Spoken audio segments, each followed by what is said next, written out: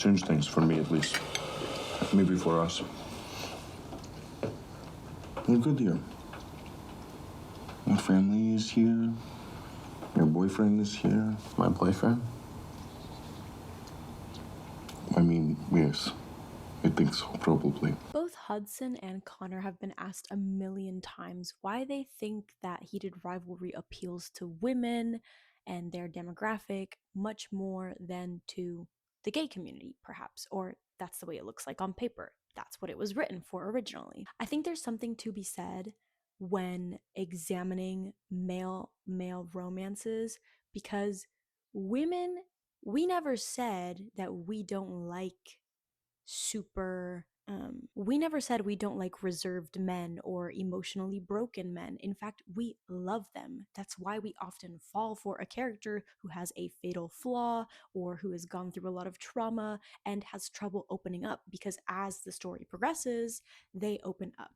However, a lot of times the dynamic when it's man to woman, it kind of adds a shroud of this isn't real, like this cannot be reality. um, I grew up reading a lot of fiction and watching a lot of TV, and I also fell in love for the kind of asshole guy. Um, that did not bode well for my romantic relationships in real life, and I've quickly learned that we don't want to see that kind of situation. If you are experiencing it, please dial 911 immediately. Call the police and get away. I feel that Heated Rivalry shows us Ilya, a guy who can kind of be a jock. He's kind of mean, rough around the edges. He hides things, he doesn't always communicate, and yet he does. He communicates a lot more than I think we're used to, not only in TV, but in real life. Have you ever heard this saying that talks about needing to sit in the uncomfortability of certain conversations, because if you don't, you will pay the price for that much later, and it will be a higher price that you pay at the end? I feel that Rachel Reed, the way she's written Shane and Ilya, she kind of showed us how consent, communication, uncomfortability, awkwardness, all these things play a part in human relationships. And it's not something that should be shied away from, but something that should be embraced, something that should be a regularly shown part of communication between two people who are engaging in any type of relationship, whether it be casual or romantic or married. People set those boundaries themselves through having the uncomfortable conversations. And specifically, there are a couple of scenes that I think this shines through the most in, because those conversations end up driving the story forward. Towards the beginning of the show, we see that Ilya really cares about being soft in the bedroom, even if he's playing rough and dominant. This essentially goes without saying. I mean, he's asking Shane if he's okay with certain things, how he feels. He's making sure that he's comfortable, and he's laughing it off when something goes a way that Shane perhaps didn't want it to go. Like, Shane is easily embarrassed, and Ilya defuses situations by laughing or touching him or whatever. And I think that's sweet to see, but he also knows when to push Shane. So, yeah, he knows how to diffuse a situation and kind of laugh things off or let him quirk out. But sometimes Shane needs to be put in a position where he gets the gears turning. And Ilya is really good about pushing Shane to do that. Scenes that specifically come to mind are in episodes 4, 5, and 6. In episode 4, the tuna melt scene is indicative of where Shane stands in his sexuality. He subconsciously knows that Ilya is the only one that he's felt anything for, and that men is what he notices, what he craves, what he wants, and he prefers to be the hole than the peg. But he hasn't accepted that outwardly yet, and there's a lot of shame associated with it. So it takes Ilya treading water around the subject for him to think about it at all. When Ilya asks if he's into women, Shane is forced to give an answer. He hasn't been put in that position before because he just pushes that conversation away. It's awkward, it doesn't end well, and yet Shane is put into a new perspective for himself. He gives it a real shot. He says, well, let me try to be that straight boy that I think I can be. And he can't. And once he realizes that that's not a possibility for him, he accepts that he is one gay motherfucker. And the same way that in that moment, the tuna melt scene, Ilya was the one to push Shane. Shane now accepting himself and almost needing to tell Ilya, even though Ilya has known this whole time, but this is about Shane owning his identity. This is about Shane bringing this up even though it's awkward, bringing this up even though it's a boring conversation to potentially define your relationship, potentially define how you're feeling and who you're attracted to. Shane does this in the hotel room at the All-Star game, and this time it's Ilya's turn to kind of be taken aback because he's like, this is serious, okay, what's going on here? And Shane's like, yeah, well, I'm gay, and Ilya has to decide in that moment, how's he gonna react to this. Now, something one of you said under my last video is literally making me insert a bit right now, and it's because somebody mentioned how when Shane came out to Ilya, his reaction was to laugh. I've already mentioned how usually the laughter defuses the situation. Shane is a little bit bothered by it, but he also gets defensive enough that he is pushed to say what he really means. However, this person under my last video made a good point. There is an internalized homophobia that exists in this kind of reaction because it's instilled discrimination against non-heterosexual sex. Basically, it's saying that men are socialized to believe that they are inherently sexual, and there's an expectation to be able to be confident in that sexuality, be a sex god with women, for example, without emotional attachment. Ilya is still applying that behavior, that code of conduct, even with Shane. We know that he has a history of sleeping around. We also find out later that that history of sleeping around is for a number of mental health reasons. But at this time, he doesn't have that many weapons in his arsenal of self-regulation. So what does he do? He laughs it off. Obviously, he accepts Shane. He's never been homophobic. It's not going to be a big deal in that sense. But Ilya understands that Shane accepting himself means that he may ask for more to the relationship. And in that moment, Ilya's not ready to give it, but he is ready to open himself up to Shane a lot more thanks to the conversation that they made themselves have in the hotel room. If Shane had not pushed, Ilya wouldn't have either. And then they wouldn't have had that beautiful reunion after the horrific events of episode 4 and moved closer to each other. And it's that push and pull in communication that I think really makes them a particularly powerful couple in general, partnership, because when you are a team, these things are going to happen, disagreements or even observations about the other person that perhaps they're not ready to talk about. It's not like you're going to make them talk about it in the moment, but you let them know that you are a safe space. I think the show did a really great job of showing how Ilya becomes a safe space for Shane over time. At first, that safety that Shane feels around him is purely physical, and as long as he keeps telling himself that Ilya is just a sexual outlet, he can let himself fully go and fully exist in the present moment. And even when he starts to want his emotional needs to be met, he doesn't dare travel into that territory. It's not until he meets Rose, somebody who does meet emotional needs but doesn't quite meet romantic or physical needs, that he really starts to understand what is the difference between something platonic, romantic, sexual, and all of this. His world is, as I've said in other videos, expanding at a super rapid pace.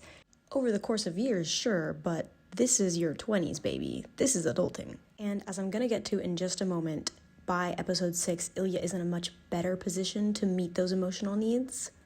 So when I think of a chef's kiss scene, was a scene that got added into the show but not present in the book, and I loved this addition. It was the idea that when Shane was freaking out about his parents finding out about them, Ilya has a very unique way of calming Shane down. He not only comforts him with physical touch, hugging him, holding him close, letting him kind of like have his moment, he also knows what to say. Saying something like, "Don't worry about it," is not necessarily helpful to Shane because Shane is already worrying about it. Laughing it off is also not something that he's going to do in this situation anymore because, as I've stated earlier, Ilya has now come to a point where he's taking Shane more seriously and he's breaking down those walls of needing to act a little bit tough, a little bit more like a man and laugh things off. He's not laughing this off. Instead, he says, "Oh, you're having a nightmare. Maybe it's time to wake up." And he looks him in the eye and maintains eye contact. Focus on me, focus on your breathing. Yes, it's scary. But you're brave. That is powerful teamwork. And the flip side of that is Shane actually does this for Ilya a lot more than anyone realizes. Ilya himself. It's not until he's kind of in the deep end where he has to confront the fact that Shane cares about him that Ilya kind of starts to think, oh my gosh, like Shane wants to know about my past, my identity, where I come from, all these things. It's not just a quickie here and there. From the Russian Olympics, Shane tries to ask Ilya about Russia. He didn't broach the subject that well in episode 1 at the award ceremony when he had won Rookie of the Season, and Ilya was sulking because he wasn't going to go home to his father with the award in hand, which meant he was going to have to face the disappointment of his entire family and stay there for the entire summer, hearing nothing but, "It should have been you, you're so lazy, you're so incompetent. Why didn't you win the award?" Shane doesn't know this at the time. He goes, "Oh, must be nice that you're going home." It's an uncomfortable situation for both of them. Ilya doesn't want to open up. He's not ready. He kisses Shane desperately. Shane does not accept this. Why? Because they are in public. However, subject has been broached. Shane gets new context added to the situation, which is that he understands Russia can be a really difficult place to live, especially if you are queer, and he goes to check in on Ilya. It's almost like he really cares. It's almost like he wants to communicate. He wants to have the uncomfortable conversations, even though they kind of make him a little embarrassed. Like, he doesn't like that he wants to check in on Ilya, but at the same time, he's like, well, I mean, what else am I supposed to do? It's this guy that I'm technically seeing. And Ilya in that moment is like, well, okay. And Ilya realizes that he wants to talk to Shane just as much as Shane wants Ilya to open up to him. He wants to tell him everything, but he can't. He can't do it just yet. He's not ready to have the conversation. So instead he sends Shane home empty-handed. No kisses. Fast forward to episode 5. Shane is asking for more, and Ilya is ready to say, "Hey, because of Russia, because of my family, I cannot give you more." But Shane comes from a place of complete understanding and acceptance, and he's like, "I'm willing to have you the way that I can." Ilya is extremely guilty about this, and he knows that he has to have a conversation with Shane, potentially breaking them up, because he can't do this half in, half out. And that's totally understandable. I think that's why this relationship thrives, even though in real life, if we saw somebody be in a 10-year non-official situationship, we'd be like, what's going on? But for them, it makes sense. There is a lot of complication in the relationship that they have. Again, it ends up being Shane who pushes Ilya a bit. Now that he's opened up about Russia, Shane brings in a new subject. What about you spending the summer with me? They have developed a much stronger connection ever since his dad died and he went back to Russia, but they continue to stay in contact over the phone. Ilya is faced with a choice. He can do this, and it can be the best thing in his life that he has to give up at the end, or he can back away now. Thankfully, he doesn't have to have that choice because of Scott Hunter and Kip. Everyone say thank you, say thank you. And so he's saved from that, and they're able to go to the cottage. But all of this was because of that push and pull factor for having the uncomfortable conversations. Shane literally makes this a condition of being in the cottage. He proposes it as an idea. Hey, let's just be honest to each other for the next 2 weeks. And Ilya's a little bit put off by this. He's the one usually pushing Shane out of his comfort zone when it comes to when it comes to physical situations and coming to terms with truths about himself. But Shane pushes Ilya to be more open about things that he already knows, but he's never had a support system or a trusted individual other than Svetlana who he can really talk to this about this stuff with. And in the end, they're all the better for it. In the cottage, they are able to break down those walls and have conversations that really, really bring partners together. They are talking about the future. They are talking about Svetlana and her relationship with Ilya and whether Ilya would marry somebody else. Shane's not having that. Shane wants another solution. Shane is actively working for another solution. They talk about Ilya's mom. And then when Shane's parents come into the picture, they talk about that too. And Ilya's not only very supportive as a partner, but really good in crisis mode. He knows how to handle Shane when he's having a panic attack. He's kind about it. He doesn't spiral with him. This is what I think truly makes the biggest difference for why women are championing this relationship. It's the fact that they have healthy communication and that they're willing to have the difficult conversations, whatever they may bring. I know that far too many times I've personally let things go unsaid in relationships, and that has come back to bite me much, much later, just because we could have had it out and we could have resolved our differences or even acknowledged that we had these differences, and maybe they're reconcilable, maybe they're not. But because you never sit down and kind of allow for the safe space to exist between you, how are you supposed to move forward? How are you supposed to grow? I'm really looking forward to how season 2 is going to continue those important conversations, because there's a lot more to be had, both for the relationship itself and their relationship to the greater public. I am excited for that, and I will see you in the next one.